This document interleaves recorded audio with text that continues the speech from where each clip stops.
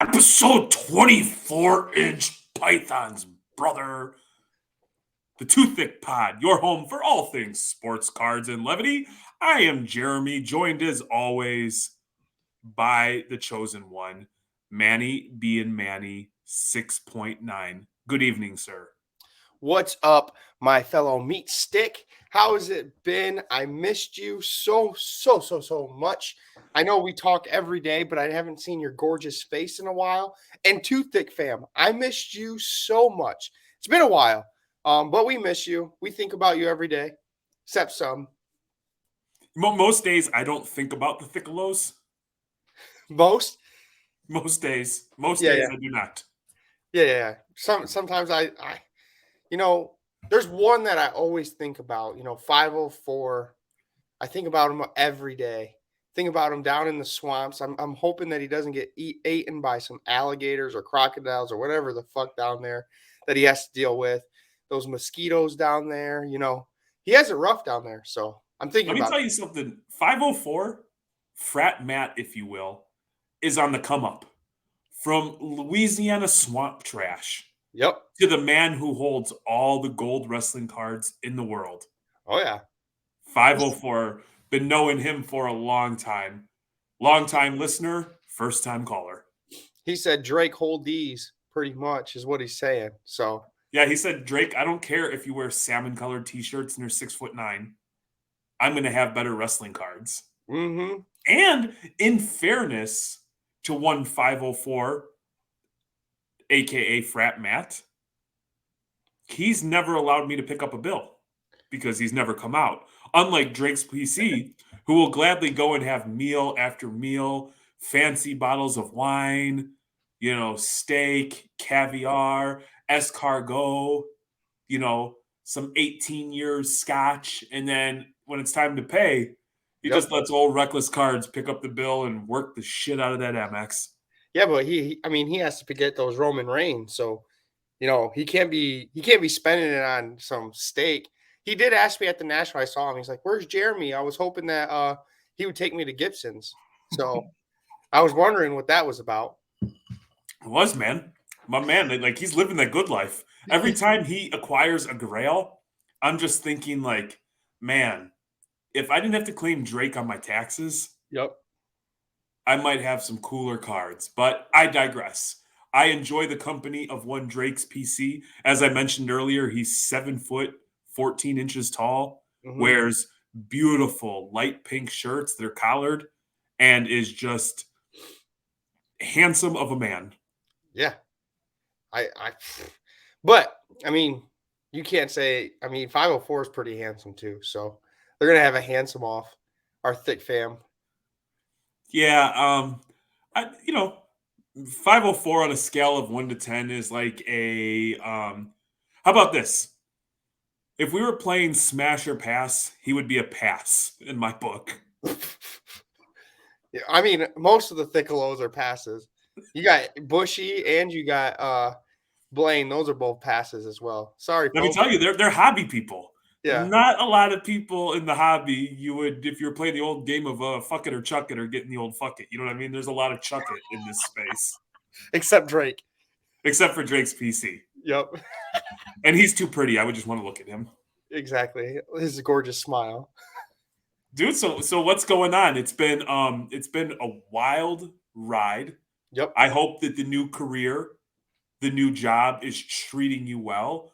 I know that we're over here with our businesses getting the shit beat out of us on a daily basis, grinding. Let me tell you something. I am not a fan of the poor lifestyle. That does not suit me at all. You're not poor. Stop it. You're not poor. Look, I'm going to show you something. And I don't want to do this, but I'm going to humble myself. Yeah. Came from beginnings. Blue collar, worked our way up. And now people spend their money on goofy things, so I get that. But we stopped. You're out running some errands, doing some stuff, doing some work to grab a bottle of water. Yes. And Court ran in and she came out with this. And I said, "What the hell is that? That is not Fiji." Mm-hmm. And she said, "We no longer have a Fiji budget." And in that moment, You threw a fit. I reevaluated every decision in my life that I had made.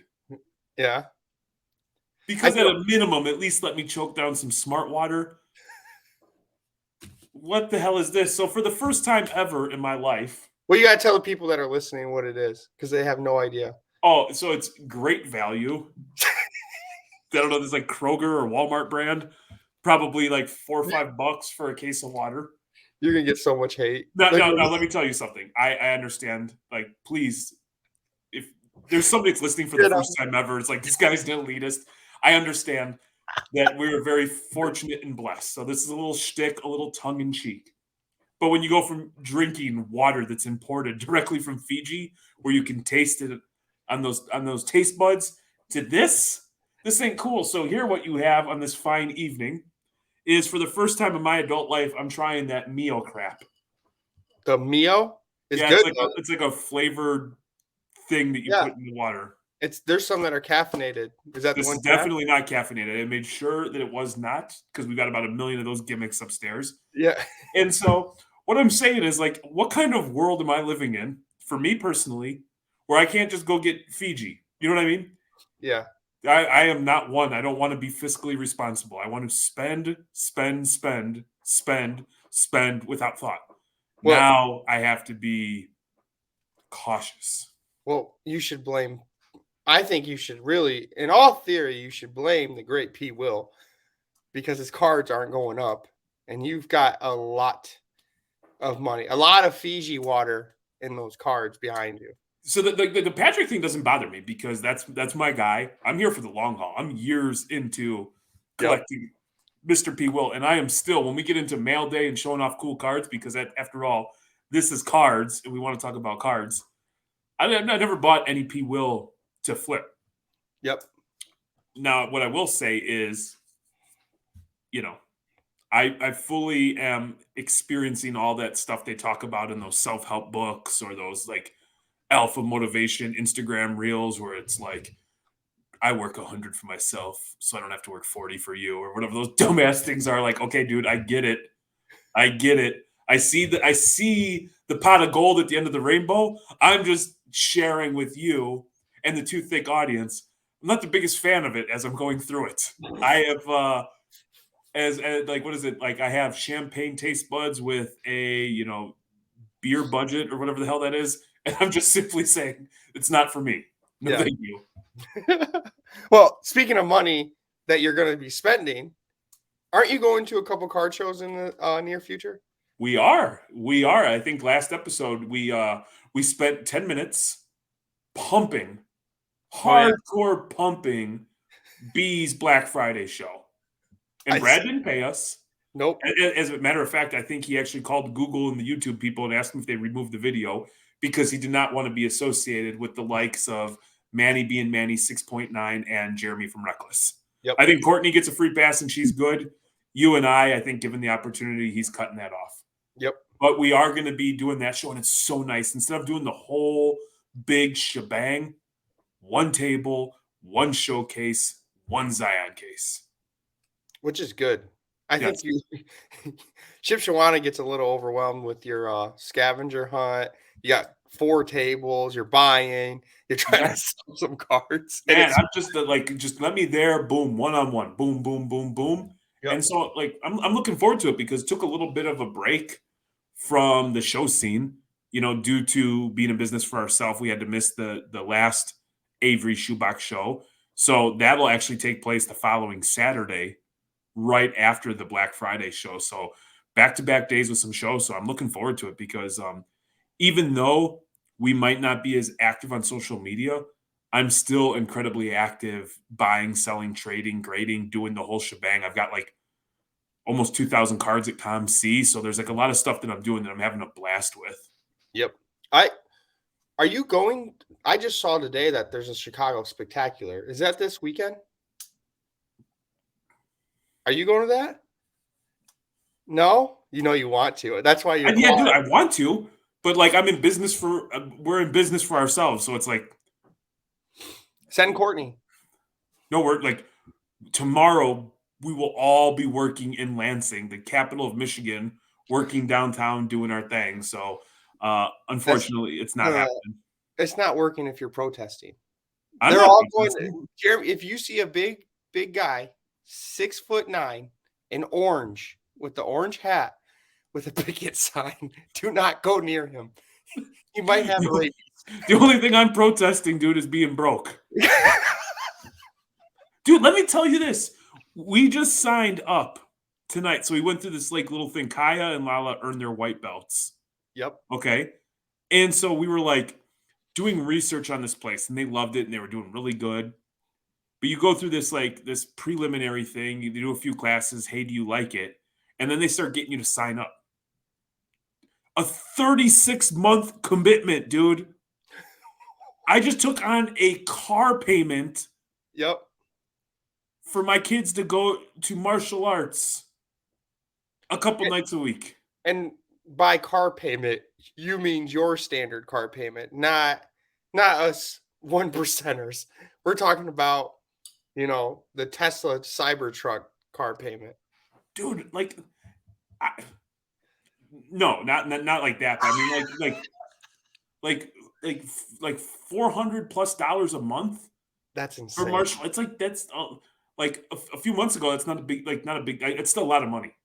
Yeah. But No, no. like they do the whole thing. They do the ceremony, and like I'm like, oh man.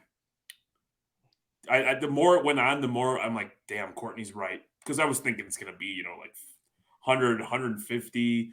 You know what I mean? I'm trying to do the math. I'm like counting the amount of students are in the class. I'm like looking at Zillow to see what property costs. Like, okay, if like they committed to like a 5-year lease, what do they have to do? They've got how many people working there? What kind of salaries? What's the indirect? And then like as we were going through it, and they're like, so do you want to sign up? And I was like, what does it cost? And I mean, in all, they're gonna just the cost is nothing for them to beat up some bullies Not or the their no, future no, boyfriends when nope. they're older. They have to like they will not be doing any of that. They will. Hey, just in case in case the sensei, coach, whomever is watching, my girls won't be doing that. Oh, okay. Oh yeah. They're about to jack up. If I'm Steven, I'm my head's on a swivel. They got their white belt. They're coming after them. Yeah, dude. And so check this out. So like Kaya's in this black belt program, so she's got a black gi now. Uh-oh. Dude, she looks like a badass. She's got the headgear, she's got the gloves. Boom, boom, parry, parry, jab. I bet that gets you happy as a dad. Wait till La starts getting like her black. She, with your personality and fighting skills and her like how she is. Oh, dude, I don't know I don't think you should sign La up for this. Dude, yeah, like it's weird because La's so big too Yeah. that they forget. Like, so like today she was like, she kicks and punches so hard, like so hard. We get to the end, they just start throwing the cross, and she's just like throwing haymakers. I'm like, well, there goes everything they taught her out the window. Hands aren't up, and she's like teeing off. She's trying to take somebody's head off. Yep. Yeah, that's funny.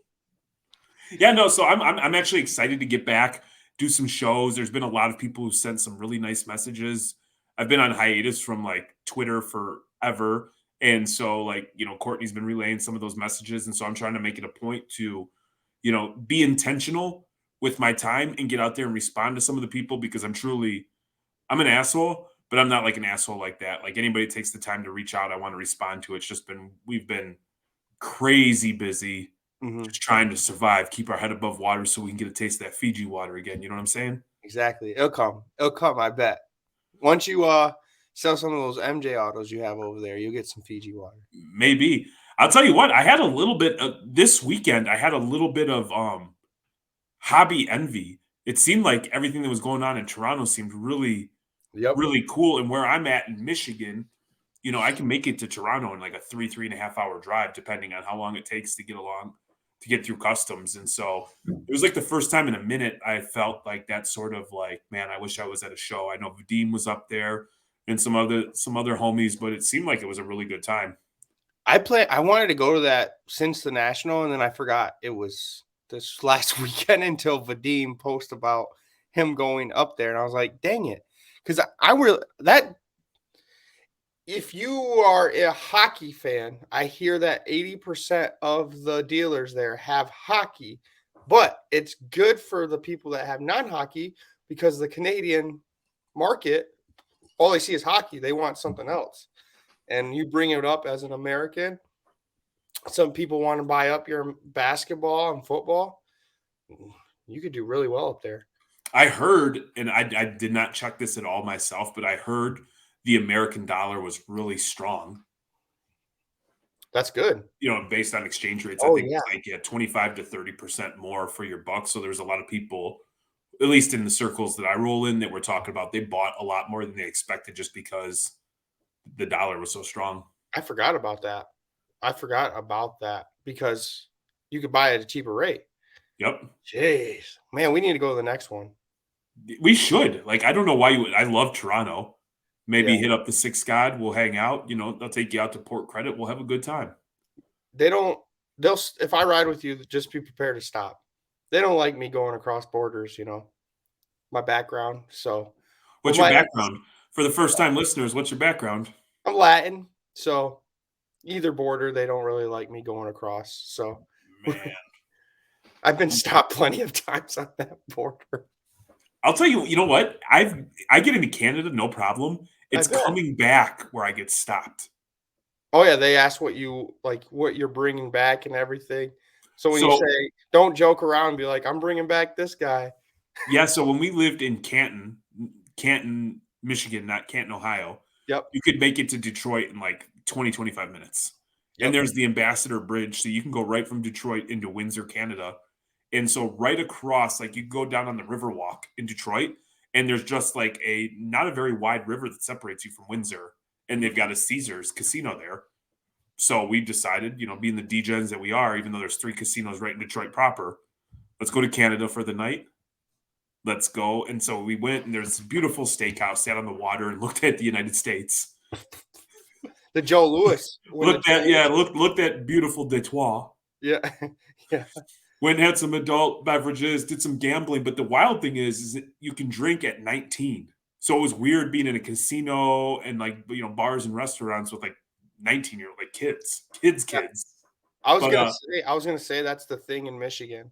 When you turn 18 or 19, you go yep, across the border. exactly. So what was weird is like we came back 24 hours later, and they gave us hell. Like, why are you returning so quick? And I'm like, dude, I live right here. We just went for the day, destroyed my car, and I still remember they threw my fucking toothbrush on the ground, and I was like, well, that's gone. Yep.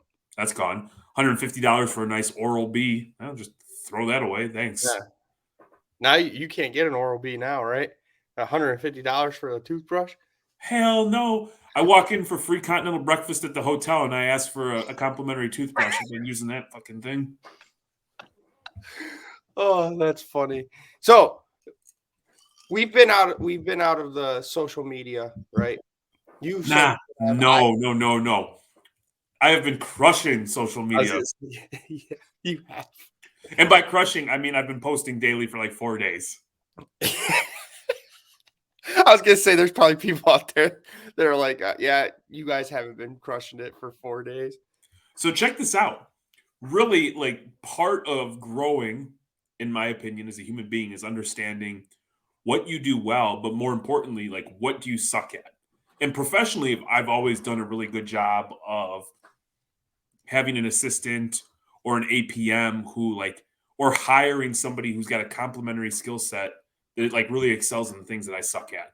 And I've always just made sure I'm surrounded, which has always worked well for me. Now, when you remove the Courtney, because got to be mom, we've got businesses to run, and she can't hold our hands to do too thick. Yep. You've seen what's happened because me and Manny are both fucking scrambled eggs, right? Yep. We'll spend 7 hours talking about all the cool stuff, putting a plan in place, and then the actual execution. Yeah, we're so good at like calling each other, like, hey, we got an idea. We should do this Yes. on Monday. We should do this on Tuesday, this on Wednesday. And it gets to Friday, and we're like, we haven't done anything. Yes. Next week. Next week. Right. And so I think to a certain degree, most people can appreciate or recognize whether it's like starting that diet you've been kicking for a while, whether it's getting started on some homework, or just, whatever. We all deal with it in some sort of way, most of us, or at Yep. least maybe just me. So anyway, I'm browsing one day, and I've been so good about like staying off of social media as a whole. Like I'm not wasting time just scrolling for hours. Well, I don't know. Big Brother was listening, and I was talking about having like ADHD and OCD at the same time, and how sometimes it's a superpower, and sometimes it can just be absolutely crippling. Yep. And I was like confiding, and I don't ever talk about this stuff because I'm not looking for sympathy. I'm not a victim. I was just sharing with somebody. Well, Big Brother's listening in on the phone. You know what I mean? Mm-hmm. And so I see this little gimmick everywhere, and they show these people in these professional settings. Boom, boom, boom. You know what I mean? And then you hit the timer, and it goes. Just a timer. Yep. I am telling you, when I use this thing, I go, okay, Jeremy, every morning I'm going to spend 20 minutes on Too Thick. 20 minutes. I Mm-hmm. said it. You are not allowed to do anything else. You can do anything for 20 minutes. Yep. I've done it. It has worked so well. Hey. Hey, I am going to spend a half an hour doing emails, no distractions. Boom. Hey, I'm going to spend 20 minutes to clear my mind, read a book, do whatever, play with myself, go make love, do whatever it is I got to do. Yeah. 6 minutes. 5 minutes. 4 minutes. 3. 4 minutes, and then I still have 3 minutes to do some other stuff. Boom. Golden. So if you see these things, you know what I mean? When you see them, they're cool. They come from China. They look so much fancier than what they are. They are a little a smidge chintzy. But man, I've got one in the gym. It helps me between sets. I've got one in my office, and I'm just like, you know what? If it works for me, it helps me stay on track. That's what I'm doing. So shout out Instagram timer, targeted ads that have helped the Too Thick Instagram experience. You could relate that to cards and put those bad boys for timers for eBay auctions. Yes. I am telling you. I'm just like, fuck, man, where's my timer? Give me my timer. That's funny. You're such an old dude already. Hey, Jeremy, we're going to pump get. I need my timer. I need my timer. I know I'm going to be that weirdo that develops even though the timer has nothing to do with it. Like, hey, you're at the bottom of the pool. I need my timer. I'll just stay here and drown. Give me my timer. I can't function without it. Yeah. It's not my time to poop my pants right now. Give me my timer. Give me my timer. Give me my timer. Yeah, so it's definitely helped. And it's important from a social media perspective because one, we always want to be honest and transparent about what's going on. And I feel like that's why we have the following or the audience that we do is because it's relatable. Nobody's on here telling you what to buy or how to live your life or anything like that. And oftentimes the messages we get are people who are sharing in the experiences that we're having, the highs, the lows, the funny, the unfunny, all that stuff. And so I say all of this because I'm not sure when, but I teased it through an Instagram story. We, the Too Thick Pod, and I want to make sure that Courtney gets all the credit that's owed to her because she has done so much of the legwork. We locked down our first sponsorship. Hell yeah. You're dancing like a lava lamp. You feeling that. And so we're not going to announce it. We'll do something grand and it's going to be something cool. But I would expect here in the next couple weeks that we'll officially announce it. And really, really excited to just tell you what to buy, how to spend your money. Oh, yeah. I'm excited. And we're the type that's going to tell you, we going to pump the shit out of it. Hell yeah. And I'm going to buy it all up, then I'm going to pump it, and I'm going to sell it to you. I'm going to dump it right on you. I'm going to dump right on you. Yeah, before that segment, we're going to be like, pump it up. It's time to pump it up. Don't you know? Pump it up. It's time to pump it up. Don't you know? Pump it up. No, I'm kidding. Oh, Yeah, we man. just we just ended up on some hobby watchdog content right there. Yeah, dude. I want to get caught up. I'm gonna have some time this weekend where I want to get caught up in all the drama because man, it seems like people are going at each other, and I'm a little out of the loop. And I want to get back to being in the know. I want to have a. Yeah. I want to know who's beefing with who. I got a question. I want some advice from you, my friend. I Oh, know you. I am here. I hope that the advice I give you exceeds your Ooh, expectation. it And if should. it falls short, I would like to remove myself from the Too Thick Pod and be replaced by Jesus himself. So we didn't talk about this at all, but it's an Instagram, and he actually, I think it's like valuable work that he's doing, but he sometimes is getting bad rep for it. So I just want to see your opinion on it. Um, break comps, break comp cards. What he does is looks at the breaks and gives you the value of the top cheapest breaker for the product for 10 box cases. I didn't know how you felt about it. I feel like it's like useful, but the people that are getting lower now you're really seeing that there's people that have it at 3,350 at the 10th, and you have people that are selling at 2,600, which I mean it's the price point people buy it at, right? There's still stuff at it, but it helps the consumer, but people are probably losing business off this guy. Dude, that is awesome. I had no idea that page existed. Oh, And really? it's Yeah. at Break Comp Cards Yeah, or like Break Comp. look at here's the debut. So this jagged collectibles is 853 bucks. Case team break, right? Updated, blah blah blah. And then page two, or sorry, he does top 10, top 12. It looked like here. And then you have someone that New York collectors at 1235. So I don't know. I'm a little bit torn. Looks like there's a website. I'm a little torn, and I'm not torn in the sense that I know I would imagine there's going to be a collection of people who absolutely love this. Like if I'm routinely the cheapest, this website is great because it's going to it's going to drive attention Mm-hmm. and potentially customers to my service. Yep. If I'm routinely at the bottom, I might feel some sort of way because you're drawing out a difference now, but I'm also mindful of if it's like, say, you and I, a two-man show, and we're not breaking volume, our overhead is significantly less than that of like a big corporation where they've got all sorts of refined systems and processes. They've got advanced shipping. They've Yep. got other stuff that they have to pay for. And let's also not get it twisted. Some of these breakers that you break with, you're not necessarily like obviously the cards are important, but I felt like when we break, and I'm speaking about Reckless, we were always like, cheap stuff, but we wanted people to feel like there was a level of entertainment. Like you were going to have a good time. Yep. And if you got skunked on like an $8 wrestling spot, it's not the end of the world because you're going to laugh and, shoot the shit and, talk shit with, some of the thickelos who were up in there. Mm-hmm. So I also don't have issue if you're the most expensive breaker and you're filling your spots because at the end of the day, there's some responsibility on the consumer. Yep. And who am I to tell somebody how to spend their money? Exactly. So I mean it is a good resource, right? Like like you said, you're not like actually seeing like the type of experience that you're having. Cause yeah, it is an experience. Like I know this is the top seven, but look at there's like a 7K difference from the top to the bottom. Yeah. That is insane. I didn't realize like that big of a gap.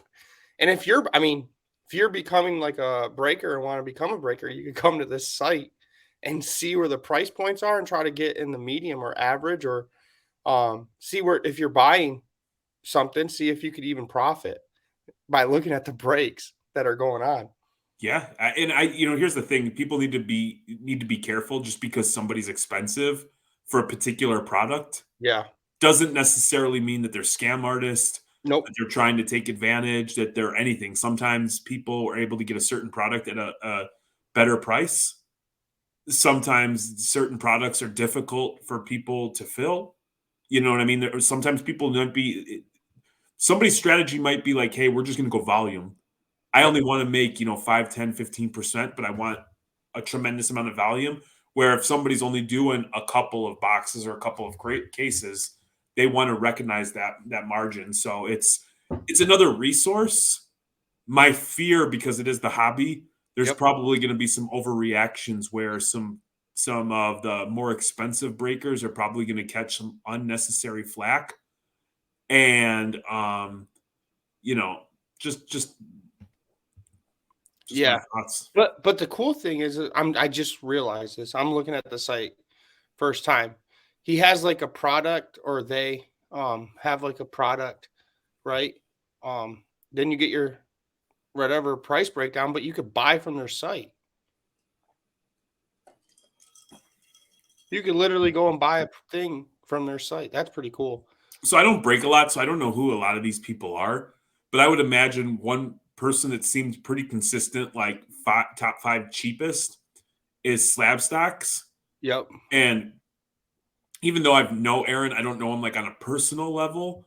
I would imagine he's a lot more like if it's one person operating out of like, let's just say a home office or from home, Yep. it's a little bit easier than let's say like a Leighton Sports Cards. It has like a big facility. It's got And multiple people. It's got the mouse. nice website. It's got the ability to pay, like all these little things that you don't think of that make the user experience that much greater. And Yep. again, I don't know. I'm saying I don't know how Aaron runs his breaks. I was just using that as an example. Yeah. No, this Jaspy guy is in like the top 5. Yeah. Like Ever. the one thing why I always liked, like for instance, I'm going to use Leighton as an example. And full disclosure, I've been to Leighton. Sarah and Rich have always been incredibly kind, specifically to Courtney. I'm just lucky that I know Court. But when we first started breaking, before we even knew them on a personal level, I gravitated towards them just because you could go to a website. It was clearly laid out what you were going to break, approximately what time it was going to break, where you could watch, process your payment online, and that was so much better. Sometimes I join a break through Instagram. I don't know, like they say, hey, not collecting money until it's 80% filled. Mm-hmm. But then there's like the money signs, and you get like the random messages, and it's like it might break Tuesday, then it doesn't break until Thursday, and it breaks at like 2 o'clock in the morning. So Yep. even though it might be a little bit cheaper over there, I think most people have been in the hobby of wasted a night or lost precious hours thinking they're going to watch something only to miss it. Yeah. And our boy Lane is a breaker on Leighton, so we get to go mess with him as he's ripping our cards, hitting us fire. And also you're guaranteed to get your cards, right? It's a secured breaker, like it's a well-known breaker. You're gonna get your cards shipped really well to you. So that's another thing. You go to these breakers that you don't know, like the Instagram breakers, you're hoping to get your cards at sometimes. Yeah, if you really, it all depends. Like for me, and time is money, and sometimes I'll pay a little more. There's been nights where we just want to like it's a Friday night, we're chilling, we don't have the kids, just relax. We want to watch a break. I'll pay a little bit more to have it go now. I'm trying to watch a break on Friday night when I want to watch a break, Yeah. not like on Tuesday when Yep. I'm busy and I can't watch it. Like there's no fun in that. Like I actually enjoy watching the break. And that's me personally. I know there's people who just pay and they don't even know what they get until it shows up. Yes. I enjoy watching it. That's the elitist. They just pay and they'll Yes. just wait to show up. You want to get to that level. But I think that's like a great resource and it's worth, monitoring. Hmm. And I'm sure like it also I would encourage people to just, trust but verify. Yep. Just because somebody's presenting it in a certain sort of way and it seems authentic doesn't mean that it's authentic. You know what I mean? And I'm not saying that they're not. I'm just saying please do your own due diligence. That's a great find, man. I had no idea that site or that page existed.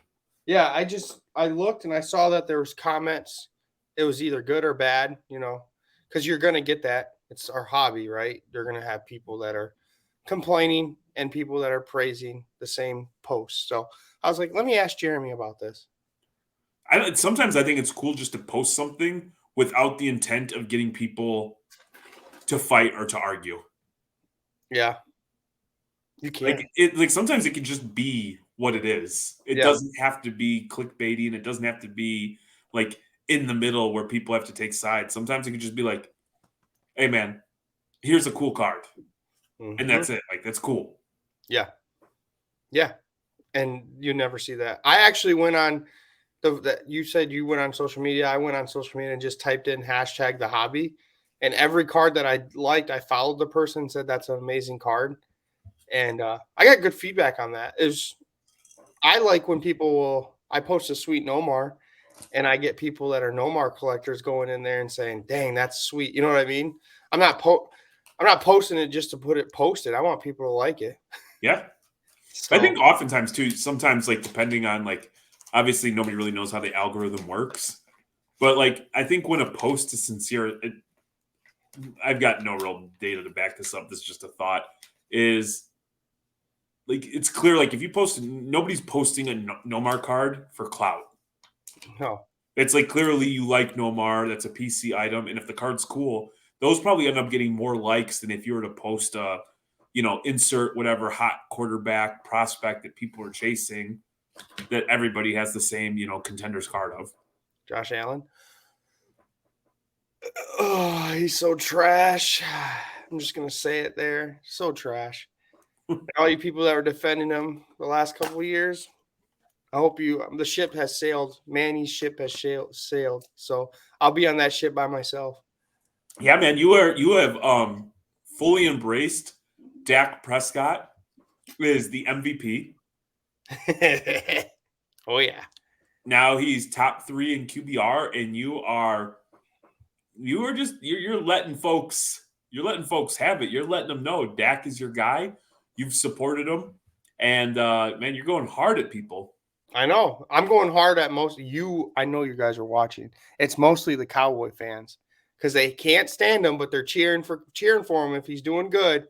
If Cowboys do bad, it's Dak's fault. I don't like that. It's either you're in or you're out as a fan base. You know One how thing that I've recognized, and it was like we always joked about this as a Bears fan. The most popular Bears quarterback is the backup. yeah. And it was always like just from like common sense, there's a reason player X has been a lifetime backup is because they probably don't have the skill set warranted to be a starter. Yep. And so now I'm dealing with that with the Bulls, where because they are such a trash organization right now, that it's like after every loss, it's just somebody new. Like they can't wait to just blame somebody. And what it is at the end of the day is like a frustration from a fan or a fan base. And they don't know how to articulate it. They don't know how to let it out. And so it's just like they need to point the finger at somebody or something. And I would imagine for Cowboys fans, Dak has become that lightning rod. Yep. Stupid. Look at this. I want to point this out and break it down to you. Here's all the quarterbacks drafted in the 2016 draft, right? Carson Wentz was released, just signed with the Rams, been horrible with the Eagles, already on a different team. Jared Goff got traded to the Lions. He's doing well, but he's not on his original team. Paxton Lynch, don't even know where he's at. Christian Hackenberg, Jacoby Brissett, a second quarterback, like you were saying, he's been a good backup. Connor Cook, my guy from Michigan State. Haven't heard of him for a while. Cody Kessler, Brandon Allen, Jeff Driscoll, Jake Rudock. But who on this list is still with their same team producing at a high level that they were drafted by? And that's my boy Dak. It's hard to stay in the NFL. I'm tired of people saying that he's trash. To be a starter and make the playoffs almost consistently with him, yes, he has bad games. So does everyone else. Look what happened to Patrick Mahomes. He lost to the Denver Broncos. They say he chokes. He doesn't win Super Bowls. There's 3 quarterbacks that are in the league still that has won a Super Bowl. Patrick Mahomes, Russell Wilson, and a guy not even playing, Aaron Rodgers. Give me another quarterback that you would want. You know what I mean? Like, that's what irritates me, because there's fans like you, no offense, that has quarterback situations every year. I've had the same quarterback since 2016 that is competent. So that's kind of why I wanted to Look, man, I am not a Dak defender nor a Dak advocate, but you do make a very good point that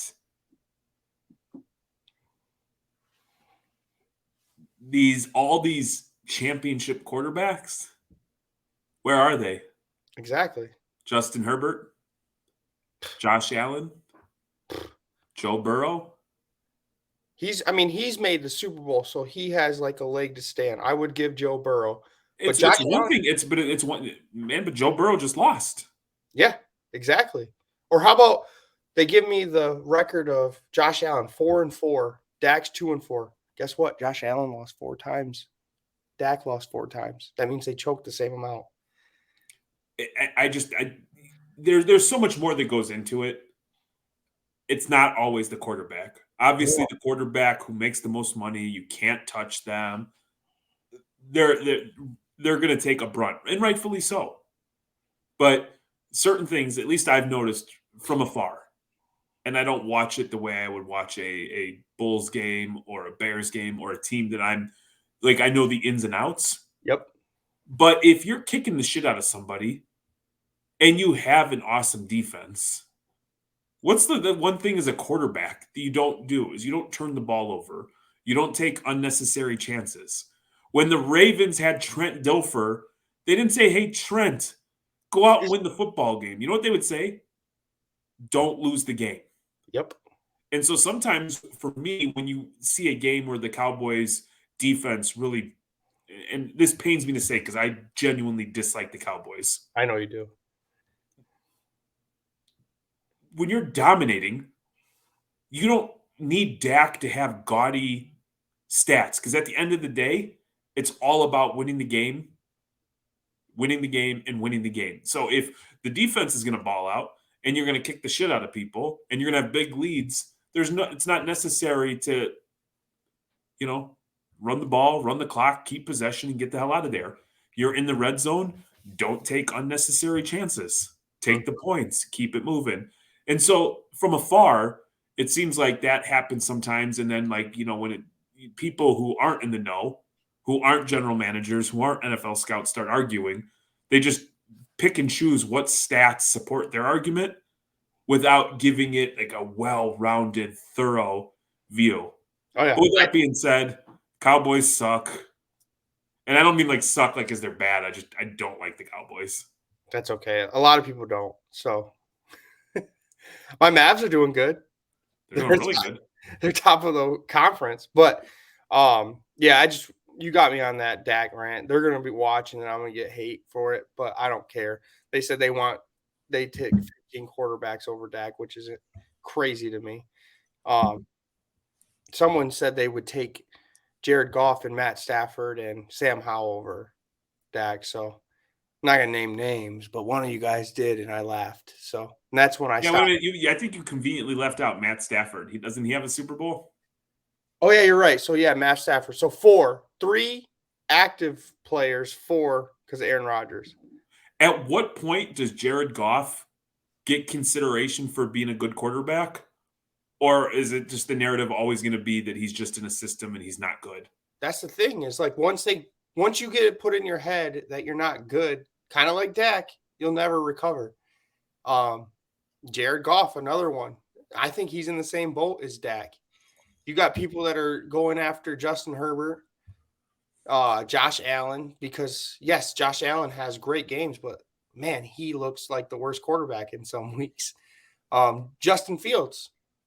People get more excited in the hobby of the rushing, the quarterbacks that could rush, that could extend plays, Mike Vick type plays, instead of Jared Goff and Matt Stafford that can actually throw the ball and lead an offense. Look, I just think it makes for an interesting and compelling conversation, and I'm more inclined. Like I would love to have more of these sorts of conversations. Mm-hmm. Unfortunately, sports, your typical sports dude, mixed with your traditional hobby dude, it just turns into I Woo! believe in these two things, you believe in these two things. Neither of us can it's impossible that we could both have a point.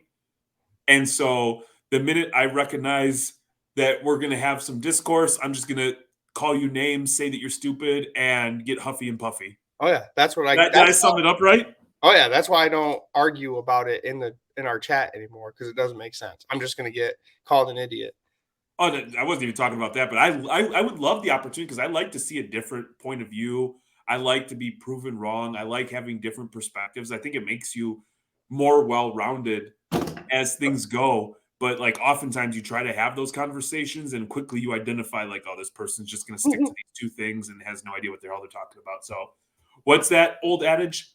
Don't argue with an idiot because from afar you can't tell who's who. Exactly. I like that. I got you, kid. Look at you. You're getting I old. got you. So I'm excited. You got a mail day here. Oh, I did.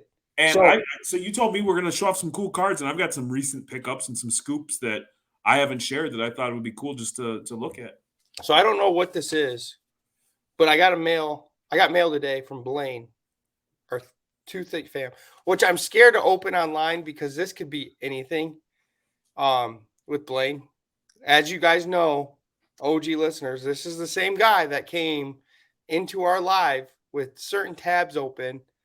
Yeah, he had porn playing on one tab, and he's the reason 504 never went on a podcast ever again. Yeah, Because 504 Eminem'd himself. He was in the bathroom, putting water on his face. You know what I mean? You know what I mean? Yep. They're beating on the door. Hey, B Rabbit. Hey, B Matt. B Matt. Matt comes out, musters up the testicular fortitude, the courage, the nerves to come on the Too Thick Pod live. And then Blaine just gets on with porn blasting, and nobody can figure out why. And so from one Google Chrome browser to your ears, we got to hear porn. As he's drinking some Natty Light. Natty Lights, yes. I know. DMing me about Paul Wall. Hey, shout out to Blaine, though. He knew about Mercury, so that was dope. Oh, yeah. Blaine's awesome. This is why he is awesome, too. I don't know. Like I said, I didn't know. Look what he put as a note as I opened it up. Ran out of blue tape. He's so awesome. I love the mail that we get because it's always like sticks, meat sticks, grinder, tummy sweat, like all sorts of just the most ridiculous stuff. Yep. Which I can appreciate because I'm always doing that sort of thing. Frat Matt 504 actually sent me Nomars, and he put meat sticks or tummy sweats on the actual letter. So now my mail lady knows me as tummy sweats.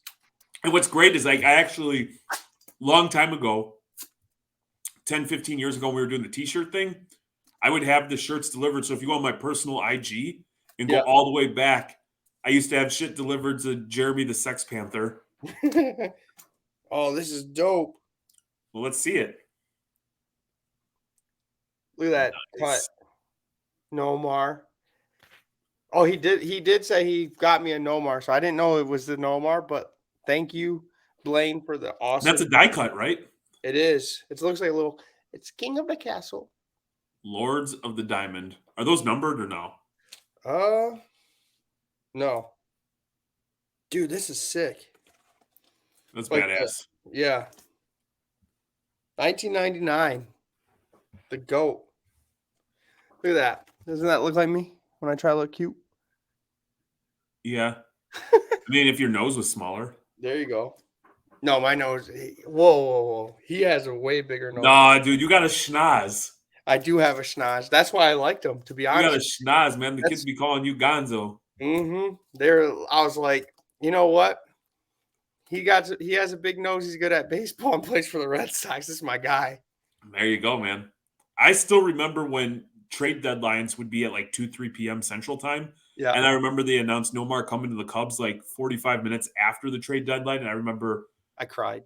That's when ESPN was channel 24 for all you Chicago suburbs people. Yep. And it was like Peter Gammons, who was my God. Not my God, but my Jesus, my personal, because I loved baseball and that's what you did as a child. So Peter Gammons spoke, you shut the fuck up and you listened. and they announced that he was coming to the Cubs. It was a great time. No, it wasn't. I cried. I literally cried for like probably an hour. All right, so since we're showing off like things that are PC, I grabbed a grip of cards and I've got a couple of yours Oh, you because did? I hooked you up. So we just shared this one. Another P Will. Here, hold on. Got the P Will Electric Etch White Mojo 1/1 rookie card. So that's Like it? another That's sick. another 1/1. Me and you both like that brand too. Yeah. Again, Another gold. no big deal. Another one on card. Optic is way better than Prism. Just because on card. And you found me my first optic gold auto of P Will at the National a few years ago. Was it in an SGC holder? It was, and it still is. Okay. So super pumped to get that. Yep. All right. Now I'm gonna break it up because I don't want it to be the Jeremy show. Scoop these up for you, and these are badass. I'll let you talk about these cards, but the first one I got is the Goku, and this is World Championship 22. Ooh. Oh yeah. So this is you know, the people that competed into the worlds last year, they all got a little deck of a 9-liter set. It's out of 150. It doesn't say, but there was only 150 given out. So a set of 9. PSA 10. So happy I got it back. I had to get it reslabbed because they put it as pre-release. They labeled it wrong. So pretty pumped on that grade. Yeah, that's a sweet card. Now, Kaya or Lala specifically thought this card was badass, and I don't know how you say his name. Is it Majin? Mm-hmm. But Yep. they just thought how cool he looked and how jacked and yoked. Yeah, it looks like Jeremy. But yeah, same set. It's the 9-liter set. It would be cool to get. The price went down, and like I said, they're out of 150. They're not numbered. Thanks to Brandon Broname for helping me identify. And these are the packs that they were selling all 9 cards when they first came out for like 1,200 for the 9 set. So because there's only 150 made. What do something like these go for? They went down. They're a couple hundred maybe. They used to be like 600-700 a piece for the 9. So people were buying for 1,200, grading them real quick. And if you black labeled, you get like 800 to 900. Wow. Yeah. So, but yeah, they've came down because the hype of the worlds is kind of went away. But I want to have Brandon back on because One Piece is having their national coming up, and Worlds is coming up next year for the Dragon Ball Z. So next year's Worlds. So we could talk about a little bit more trophy cards that he collects. Any thought like of completing the set? This would be cool. Like I know it wouldn't be a black label, but to have like the entire 9-card set and like I thought about it. Would be really cool. I had 5 or 6, and I sold when it was high. I would have to get them back, like Sure. because the PSA 10s are actually they're low pop. I mean, they're all low pop. They're 150. Brandon actually has the black label, I think, of all 9. That's cool. I believe he also has the top 8 though. So there's the 150. Then those 150 players. So how it was set, there were 7 players that already made the final 8. Then 150 players came around the world to try to get that one spot to the top 8. So, but that their consolation was you get this 9-liter pack. But Brandon, I think, has the top 8, and he has either the 2nd place or 3rd place card as well. So I kind of want to have him on to break it down of what he has and what he doesn't have. I was trying to make a big purchase on eBay. Yeah. Like without any assistance and without anything. And it was just like, man, I got a little nervous spending like $1,000, $1,500 on a raw Dragon Ball card. Yeah. You know what I mean? Not knowing it the way I feel like I should know it. I think I'm going to stick to getting the trophy cards for TCG. I like them. They're rare. I like One Piece, the Luffy. I'm excited for the national, but they're the cards. And when we have Brandon on the 1st, 2nd, and 3rd place, they didn't even use the main character for the first national. It's like a random villain. Really? And yeah, it's horrible. Oh, and it looks like it's just horrible type of card. The only thing that different from each one is the border color. So Brandon Seems was like they told. dropped the ball on that. We just ripped some like One Piece 2 and One Piece 3. We stumbled along this like in Birch Run, like Okay. Frankenmuth. Yeah. There was this card shop, and it was like, man, they had so much Yu-Gi-Oh, Magic, and Pokemon that they had like a bunch of like One Piece packs that you could buy. And I'm Yep. like, okay, this is cool. I'm ripping it. But some other pickups, like nothing crazy, but you've got the tie-dye rookie patch auto for Jameson Williams, There obviously you up go. in Detroit. Was Yep. able to scoop that.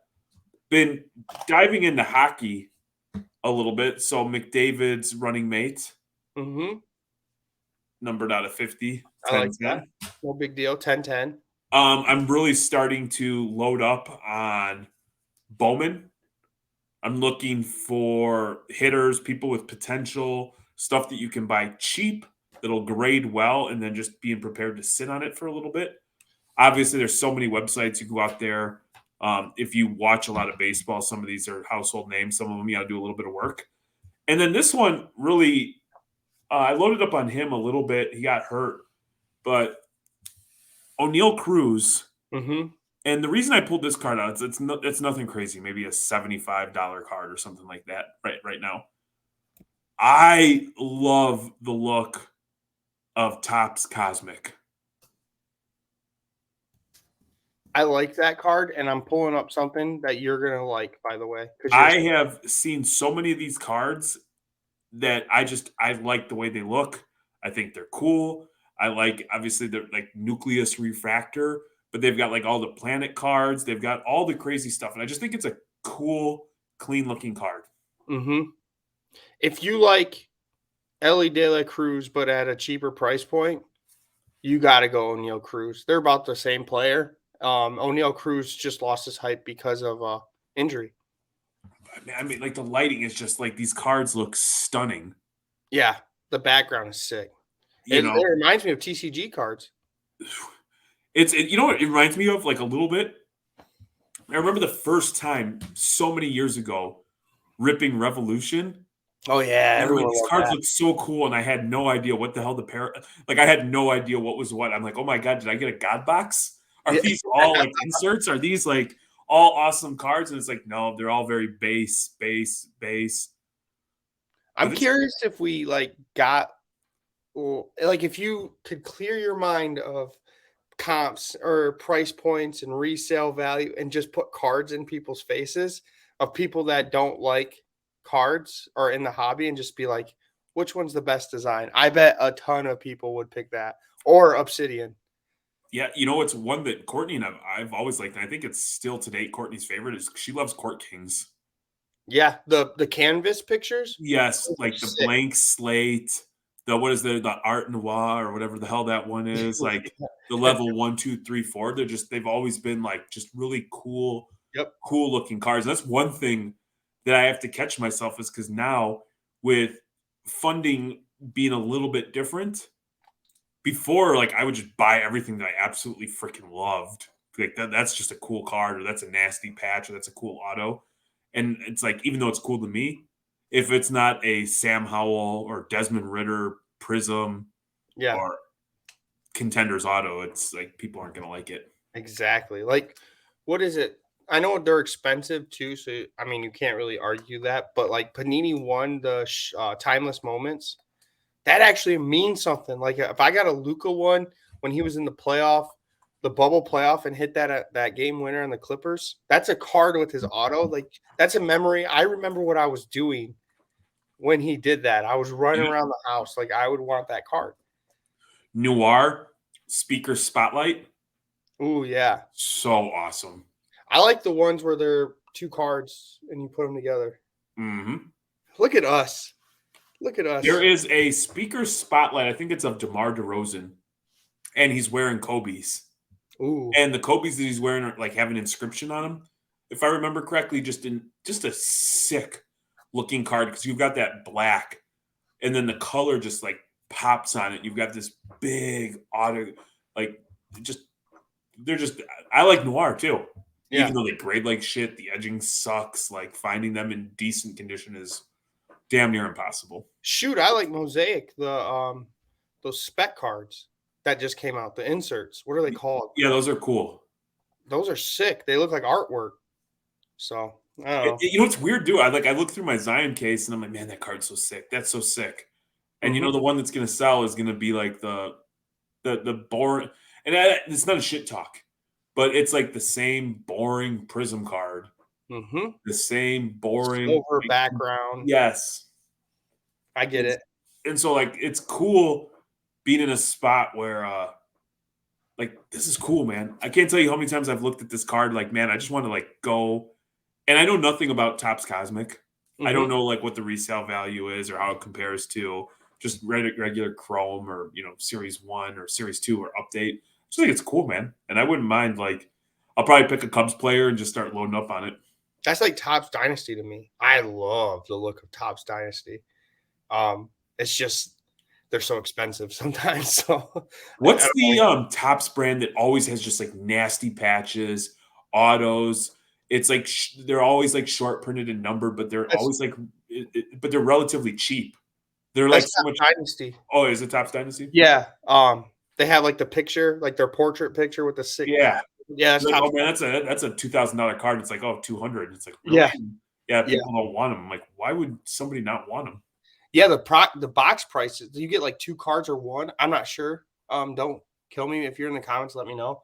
But it's like to get into it, to break it is like super expensive, or to buy it yourself and open it. But then the cards, you only get like 2 cards that will actually get your money back. Well, here's the thing. Like, I probably don't retain that information the way that I should because it's been a hot minute since I bought like a real box to break.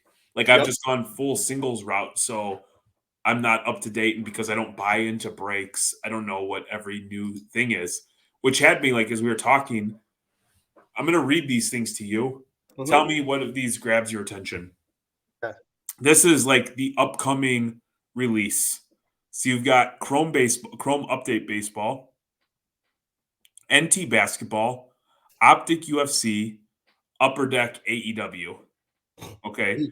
So like Topps Chrome Update Baseball, meh. It's not baseball season, so not really excited. NT, I've only ever bought into an NT break one time. It's just Mhm. kind of expensive. There's like, for me at this point, there's better ways to spend my money. Not really, not a mixed martial artist in the UFC that I'm like crazy about. So, and then AEW is cool, but not probably going to rip any of that. Then you've got Museum Baseball, Don Russ Football. Like, what are we, week? How far are we into the NFL season? And Don Russ is just coming out. 10, week 10. NT Collegiate Football. Nope, I don't rip any college products. Immaculate Basketball 22-23. Yep. Simultaneously 23-24 Hoops. Elite Don Russ Elite WWE. Nope. Upper Deck Goodwin Champions. Nah.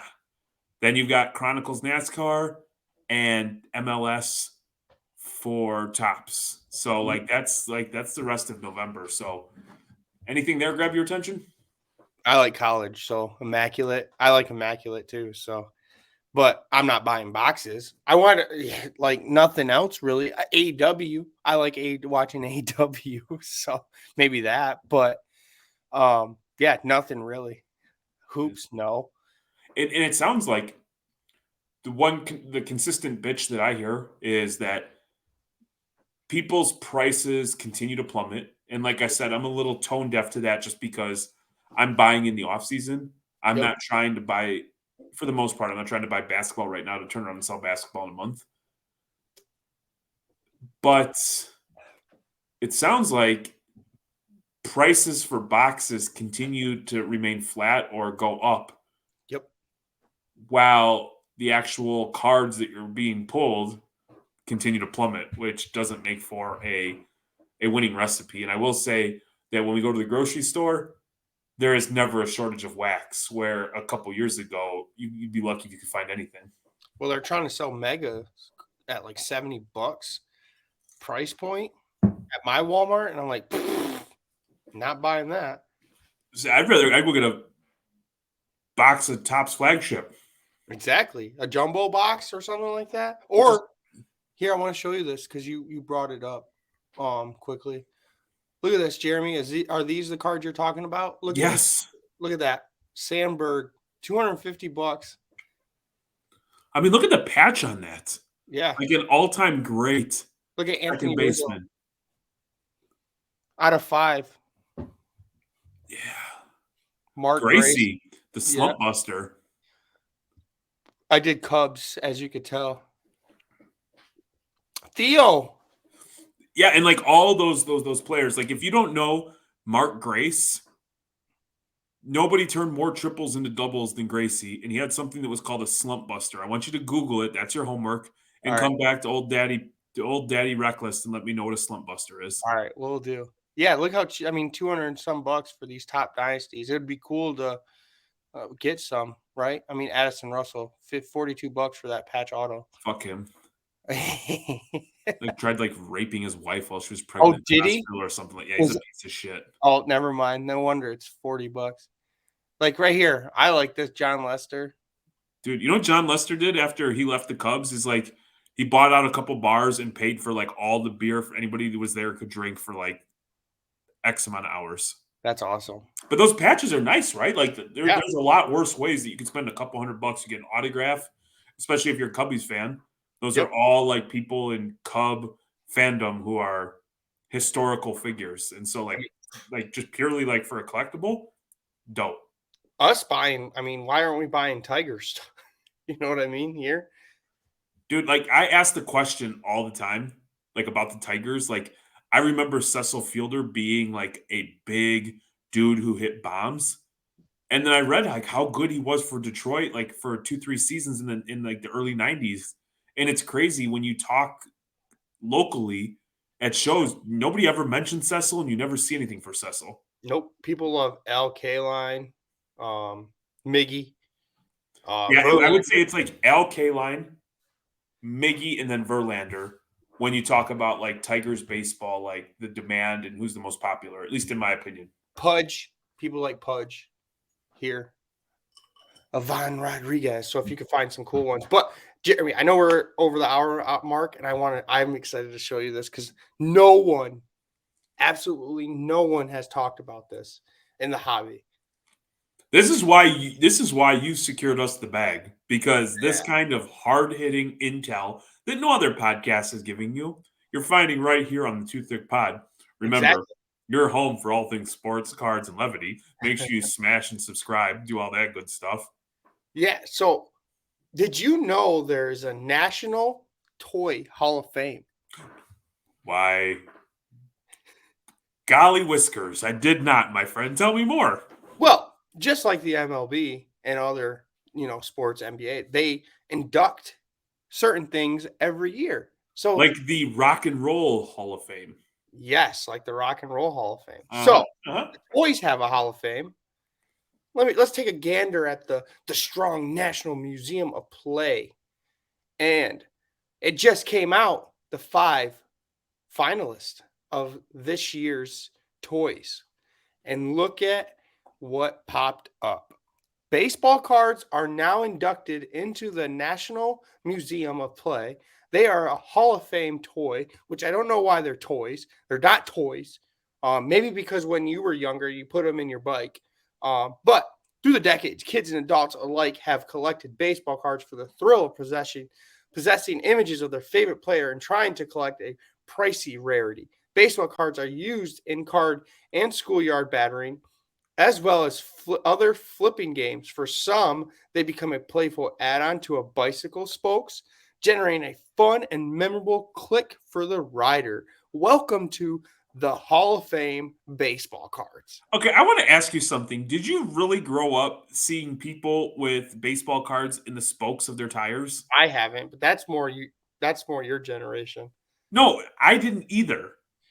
This is one of those things that it's just always been crammed down our throats, and I've never had an opinion about it until now. But I've always heard that like everybody had that experience. Everybody references that.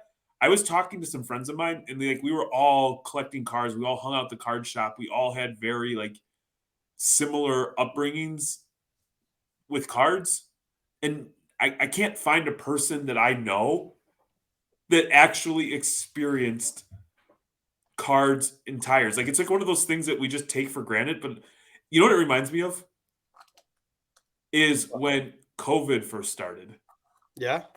And I remember I worked for this private equity firm, and they were starting to shut businesses down. People wouldn't come to work, and these would be like the kind of offline conversations that would take place. They'd be like, "So, Jeremy, do you actually know anybody that's actually gotten COVID?" At the beginning, you'd be like, actually, this is now, mind you, this is the beginning, and this is not a COVID thing, but it was like, I don't. So I feel like the COVID person now, because I'm trying to find people who have actually, I think maybe you've seen it in a movie, but everybody's like, yeah, I put, cards and spokes. And it's like, did you really? Like, no. No, I didn't. So it's just he say, she say that it just randomly, it was a rumor that started that everyone did it. And then they put it in movies and everyone thought everyone did it, but no one did it.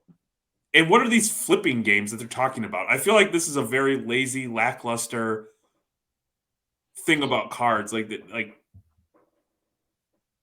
Yeah. I don't know. I don't know who they asked to write this, but they didn't ask anybody in the hobby. well, I get, I suppose, to be fair, if it's through the lens of a toy, the value probably doesn't make No. that big of a deal. Like, you were playing with it. It was a toy. Yeah. Well, everything else I got inducted with is the Cabbage Patch Kids, by the way, doll. Okay. That damn Fisher Price corn popper that makes so much noise that every parent hated is now in the Hall of Fame. And Nerf guns. So we got inducted with Nerf, and I'm pretty excited about that. So Harmless, go back down. Harmless foam darts, my ass. I've done some damage with those things. Yep. So, but yeah, I thought it was kind of fun to bring up. Haven't seen anybody bring it up. I'm But gonna yeah, get the strong National Museum to come fight with my wife, because I promise you I've done damage with Nerf guns. there you go. And you don't want to start an argument with Courtney. It's like, hey, museum, you want this smoke? You want this smoke? Like, we like to retract our statement. Nerf darts are very harmful and will destroy your house. Mm-hmm. It's been a minute. Oh boy, It has been a minute. Now, let me tell you something. As I try to open this book, it's crusted. I know it was at your house for a week, Yep. and I feel like it goes from page 7 to page 19, and it's like, when you get an old pack of cards and it's bricked up? I can't for the life of me understand why the pages on this thing are bricked up. It's the neck. It's as thick as his neck. He's going to be in Vegas this weekend, so shout out if you're in Vegas with him. Possibly one of the worst F1 races of all time. Yeah. Track conditions are shit. Might be the coldest race ever. Their whole season's been done for like seemingly ever. Max has it wrapped up. But they're going to race down the track, so. I think the only thing left now is like who's going to finish second in the Constructors' Cup. Yeah. Yeah, F1 kind of sucked this year. Max ruined it for me. You know what? Here's the thing. I've watched a handful of races, and the girls really enjoyed it. It's like one of those things where you can because I don't know it the way that I know other sports, so like some of like the nuances lost on me, so I can just sit and truly enjoy it and not think about it. But it's always like Max is winning by 50 seconds. Yeah. It's not cool. Or it's like, hey, Max is going to start in 18th place, so he's only going to win by 30 seconds. And like, I cannot for the life of me figure out why Lewis Hamilton won like 8 years in a row and can't sniff a first place finish. Like, I don't understand like what Mercedes did or how that all worked, where just all of a sudden like Red Bull's just like, yeah, no, we're daddy. Yeah. I don't understand. I don't understand these cars. All right. Oh, wait, you don't want me big. You don't want me big. All right.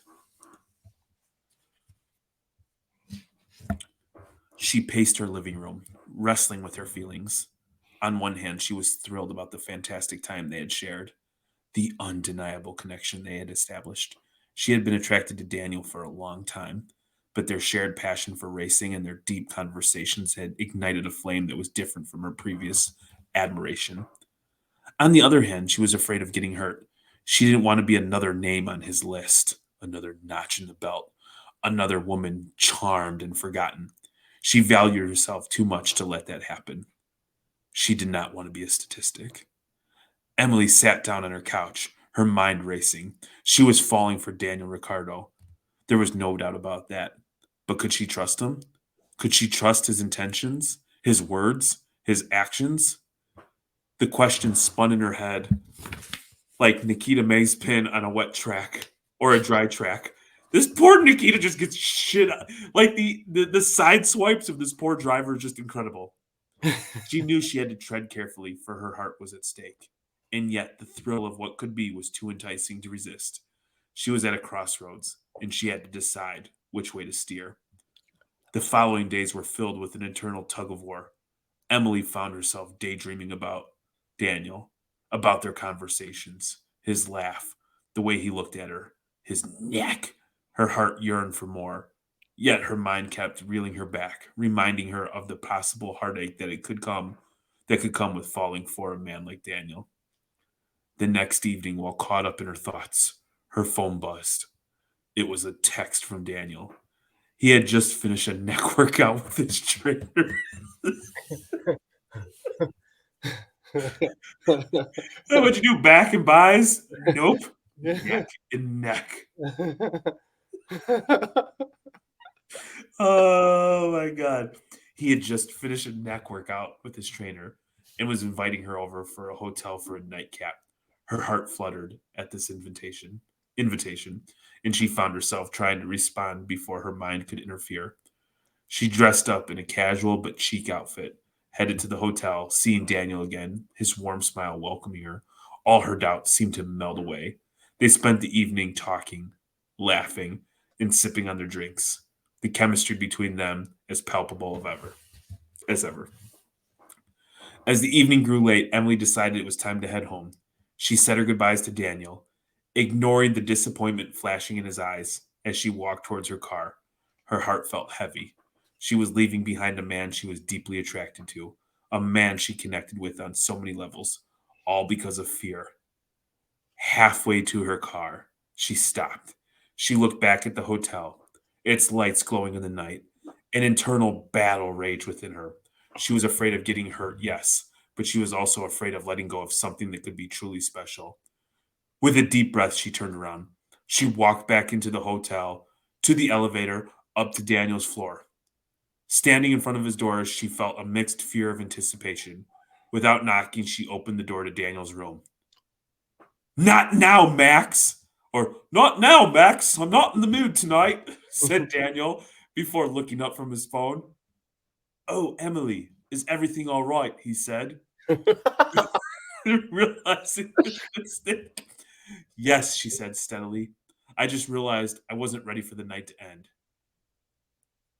Daniel offered Emily a glass of Rick 3 Shiraz from St. Hugo, but she politely declined. Her gaze locked with him. There was an unspoken understanding between them, a shared desire that neither of them could ignore any longer. Slowly, Daniel closed the distance between them. His hand gently brushed against her cheek, causing her to close her eyes to the tender touch. "Emily," whispered, his voice filled with a mix of desire and admiration. When she opened her eyes, she saw the same emotions reflected back in his. She reached up, touching his face, tracing the lines of his stubble, his jaw, his lips, his neck. The anticipation was like revving of engines, the countdown before the lights go out and the race begins. Their lips met in a slow, explorative kiss. As it was this. Give me a moment. Easy, boy. It was as if they were taking their time, savoring the moment, just as one would savor the adrenaline rush of a race. Daniel's hands found their way to Emily's waist, pulling them closer and deepening the kiss. Ooh. They moved instinctively, a dance of synchronized pit stop, each action leading seamlessly to the next. Their clothes were shed, left in a trail leading to the bedroom. Their Uh-oh. bodies entwined, lost in exploration of each other, each touch igniting sparks of pleasure. The world outside ceased to exist. All that mattered was the here and now, the shared intimacy, the connection that transcended the physical closeness. Emily found herself lost in Daniel, his touch, his scent, his taste, his neck, and she felt him respond with equal passion, his actions speaking volumes about the desire for her. She loved the way his body felt on top of hers. It felt like downforce of 1,000 rear wings all at once. The night was filled with whispered words, tender touches, and passionate exchanges. It was a night where they crossed the lines from friends to lovers, a night where Emily let go of her fears and surrendered to her feelings for Daniel and his neck. I'm gonna stop right there, kid. I can't. I am going to go. I'm gonna go caveman Courtney, if you know what I mean. Yep. Just gonna say, kiss my neck. Neck workout. Yeah. Yeah. I'm excited to see how Dama and Sauce talk about your accent, your New Zealand accent.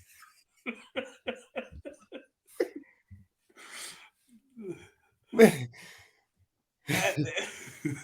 gonna be pissed.